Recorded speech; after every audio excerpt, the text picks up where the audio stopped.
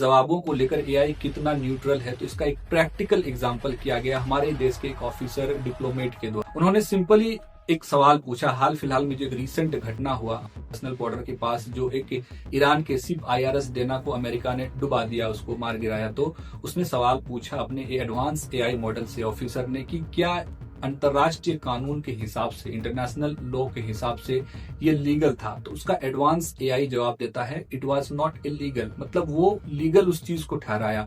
फिर उसने cross question किया, यूएन के लॉज का आर्टिकल 50A का हवाला दिया, तो धीरे धीरे उस एआई मॉडल ने अपने आप को शिफ्ट करने की कोशिश की।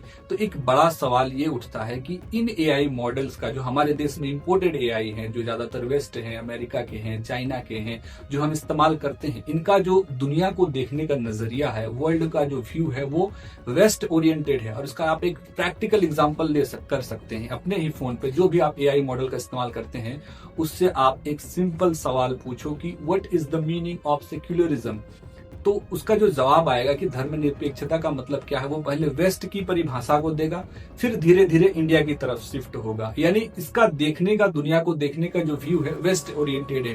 और हो भी क्यों ना, क्योंकि इनको बनाने वाला, इनका जो मालिक है, वो वेस्ट है। तो जाहिर सी बात है वो पहले अपनी चीज को, अपने एल्गोरिदम को उसी तरह से सेट करेगा।